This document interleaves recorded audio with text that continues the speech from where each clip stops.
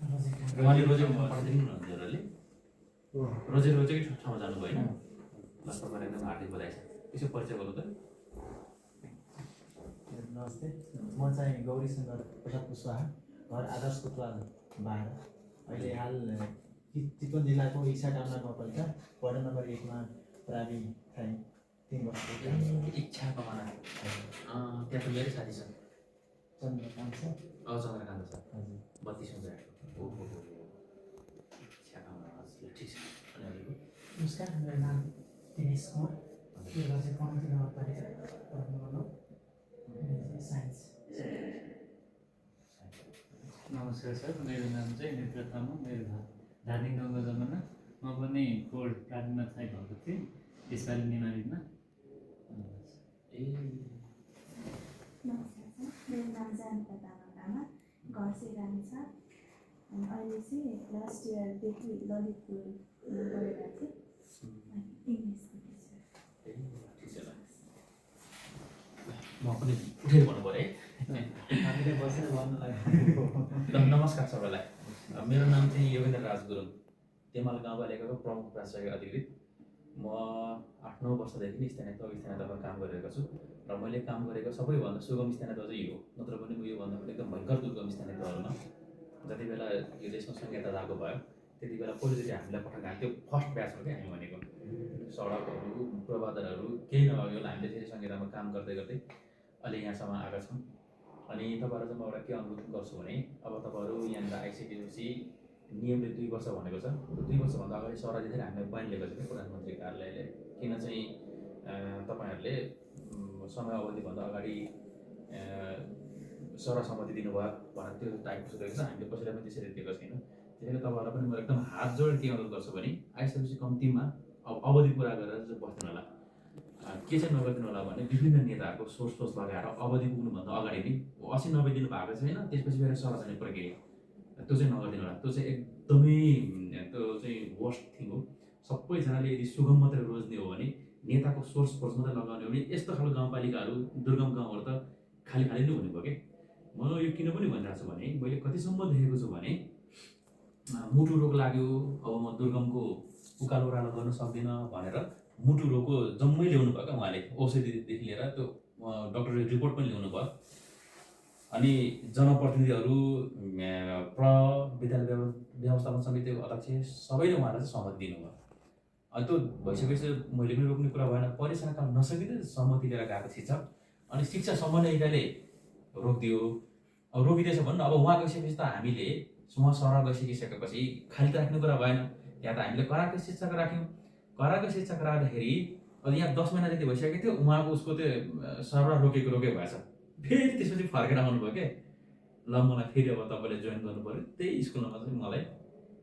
पठाइदिनु पऱ्यो भनेर उहाँले भन्नुभयो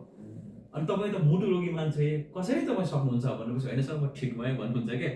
त्यति बेला चाहिँ मलाई चित्त बुझेन नि तपाईँको त कुनै पनि हालतमा हुँदैन भनेको पछि उहाँले बल्ल बल्ल बल्ल जिउ हजुरी गरेर त्यो करारको लागि एकदम कन्भिन्स गरेर फकाएर ल राजीनामा दिनु लगाएर अनि उहाँले त्यसरी पदस्थापना गरेर उहाँहरूको त्यसरी चाकरी जोडिएको छ क्या यो म किन पनि भनिरहेको छु भने यदि नियमअनुसार हुने हो भने त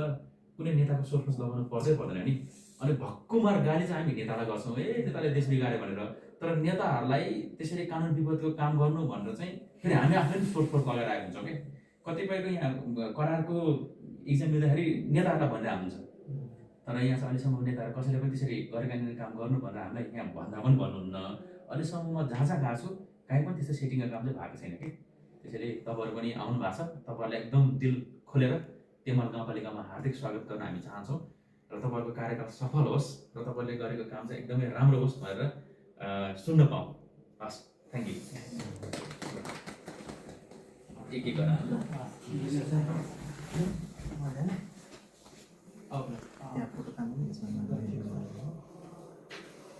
अब नजिक आउनु छ भिडियो गरिदिनुहुन्छ तेमाल गाउँपालिकामा एकदम हार्दिक स्वागत छ अलिकति आउनु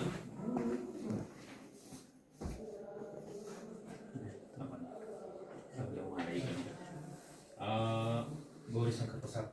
सरलाई फेरि पनि एकदम हार्दिक स्वागत छ अर्को एकजना नाम पर्दैन जानुका तामाङ हजुर जानुका तामाङ ल हजुरलाई भाला ल हजुरलाई पनि कमान नपरेको एकदम हार्दिक स्वागत छ अगाडि पनि भाग्य चिजो नगर्नु होला खोइ यो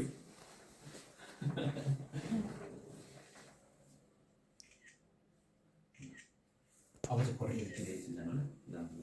नेता छ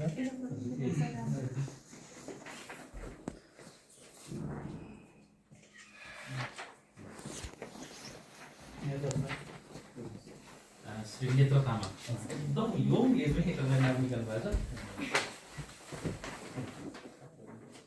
तपाईँ जस्तो यङ जेनेरेसनलाई खादा उडेर स्वागत गर्नु पाउँदा एकदम दिल गर्व एकदम I am feeling very much proud अब अर्को हाम्रो सर को हुन्छ लास्ट एकदम एमाल गाउँपालिकामा हार्दिक स्वागत छ एकछिन ए मेरो अलि त्यसमा फोटो आएको छैन हलेछ सरसँग अब एउटा चिन्नु त हो मेमोरीको लागि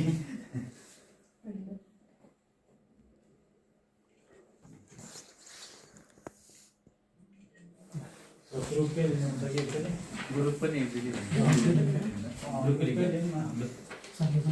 भिडियो बन्द गरिदिउँ